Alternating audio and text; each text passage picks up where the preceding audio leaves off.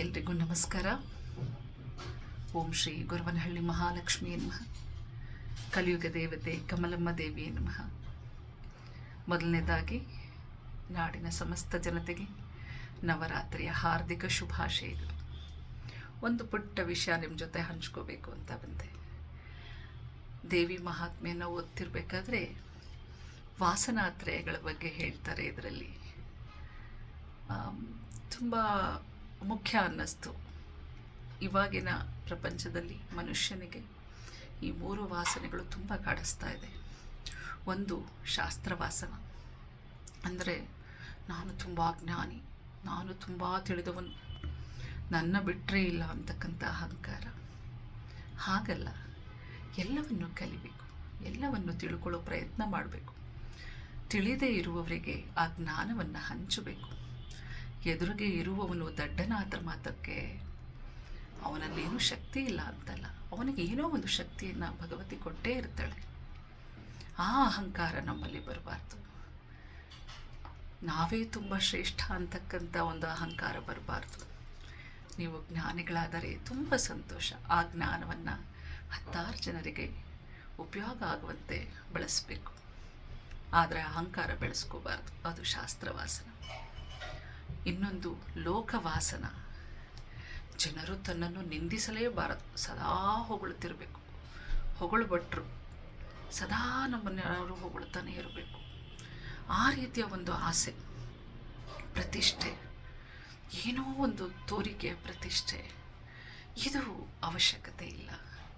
ನಾವು ಎಷ್ಟು ಒಂದು ಸಮಾಧಾನವಾಗಿ ತಲೆಬಾಗಿ ನಡೀತೀವಿ ಅಷ್ಟು ಒಳ್ಳೆಯದು ಅಂತ ಹೇಳ್ತಾರೆ. ಇಲ್ಲ ಅಂತಂದರೆ ದೇವಿ ಈ ವಾಸನೆಗಳಲ್ಲೇ ನರಳಿ ಅಂತ ಮತ್ತೆ ಮತ್ತೆ ಭೂಮಿಗೆ ಎಸಿತಿರ್ತಾಳಂತೆ. ಲೋಕವಾಸನೆ ಬೇಡ. ಇನ್ನೊಂದು ದೇಹವಾಸನ. ಇದು ತುಂಬ ಕಷ್ಟದ್ದು.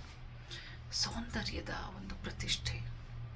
ನಮ್ಮನ್ನು ಬಿಟ್ರಲ್ಲ, ನಮ್ಮ ಬಣ್ಣ ಹಾಗೆ, ನಾವು ಹೀಗೆ, ನಾವು ಹಾಗೆ ಅಲ್ಲ.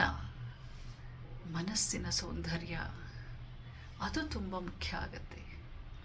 ನಾವು ಹೇಗೆ ಇದ್ದೀವಿ ಅನ್ನೋದಕ್ಕಿಂತ ಮನಸ್ಸಿನಿಂದ ನಾವು ಹೇಗಿದ್ದೀವಿ. ಎಲ್ಲರಿಗೂ ಒಳ್ಳೆಯವರಾಗಕ್ಕಾಗಲ್ಲ, ಎಲ್ಲರಿಗೂ ಕೆಟ್ಟವರಾಗಕ್ಕಾಗಲ್ಲ. ಏನೋ ಒಂದು ಕೊರತೆ ಮನುಷ್ಯನಲ್ಲಿ ಇದ್ದೇ ಇರುತ್ತೆ. ಅವೆಲ್ಲವನ್ನು ದಾಟಲಿಕ್ಕೋಸ್ಕರನೇ ಭಗವನ್ ನಾಮಸ್ಮರಣೆ, ದೇವಿ ಆರಾಧನೆ ಎಲ್ಲವನ್ನೂ ನಮಗೆ ದೊಡ್ಡವರು ಕೊಟ್ಟು ಹೋಗಿದ್ದಾರೆ. ಬದಲಾವಣೆ ತುಂಬ ಮುಖ್ಯ.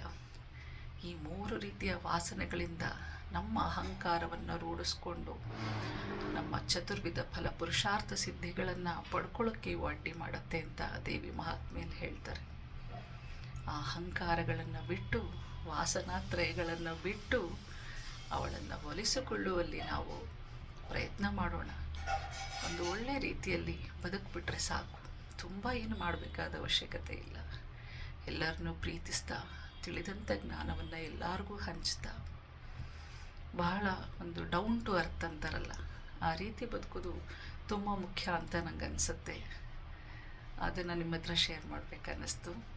ವಾಸನಾತ್ರಯಗಳು, ಶಾಸ್ತ್ರವಾಸನ, ಲೋಕವಾಸನ, ದೇಹವಾಸನ, ಇವು 3 ನಮ್ಮನ್ನು ನಮ್ಮ ಒಂದು ಸಾಧನೆಗೆ ಅಡ್ಡಿ ಮಾಡುತ್ತವೆ ಅಂತ ದೇವಿ ಮಹಾತ್ಮೆಯಲ್ಲಿ ಹೇಳಿದ್ದಾರೆ.